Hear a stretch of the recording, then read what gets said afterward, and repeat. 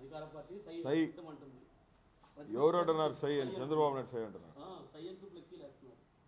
జనసేన కానీ టీడీపీ కానీ మేము సిద్ధమే అని చెప్పి ఫ్లెక్సీలు వేస్తాం.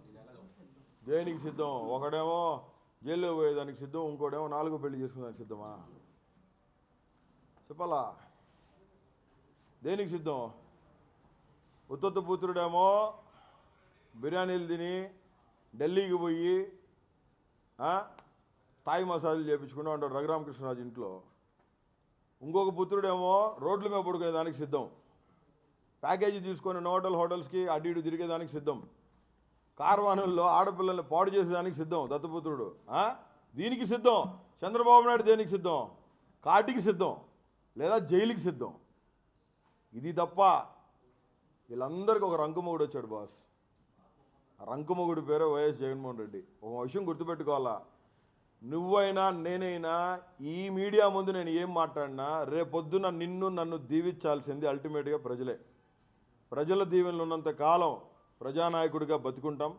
ప్రజల దీవెనలు పోగొట్టుకుంటే ఆ రోజు రాజకీయ సమాధి కట్టబడుతుంది. చంద్రబాబు నాయుడు అనేవాడు రాజకీయ సమాధి వాడే కట్టుకున్నాడు.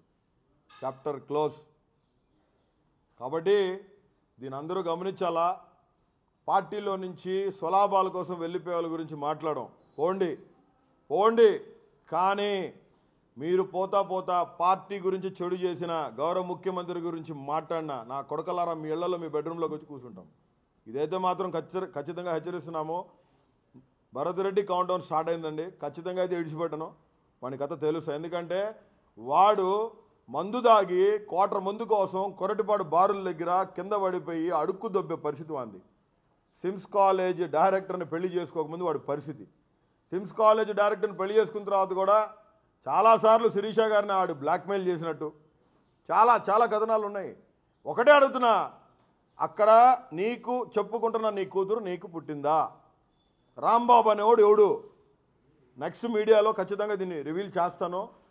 సిమ్స్ కాలేజ్ భరత్ రెడ్డి అనేవాడు ఒక పెద్ద రేపిస్ట్. తల్వాకర్స్ జిమ్లో అమ్మాయిల్ని పటాయిచ్చే 420 నా కొడుకు భరత్ రెడ్డి గారు. చాలామంది పెద్దల పేర్లు చెప్పుకొని వైజాగ్లో దందాలు చేస్తుంటే కొట్టి తరిమేశారు కాబట్టి ఈరోజు పార్టీలోంచి బయటికి వెళ్ళిపోయాడు. ఏం మాట్లాడుతున్నాడు వాడు? రాజధాని విషయం మాట్లాడుతున్నాడు. రాజధాని చూసి వాడు చెలిచిపోయాడంట. వాడు కొడుకు ఆడుతున్నాడు. వాడు కొడుకు అంతా బుడతగాడు. అసలు వాడు కొడుకేనాడు? ఆడేం మాట్లాడతాడు? రాజధాని గురించి 3.5 సంవత్సరాలు చెల్లించిపోలేదా? నువ్వు 4.5 సంవత్సరాలు చెల్లించిపోలేదా? నిన్నగా మన పార్టీలోంచి బయటికి ఏం మాట్లాడుతాను?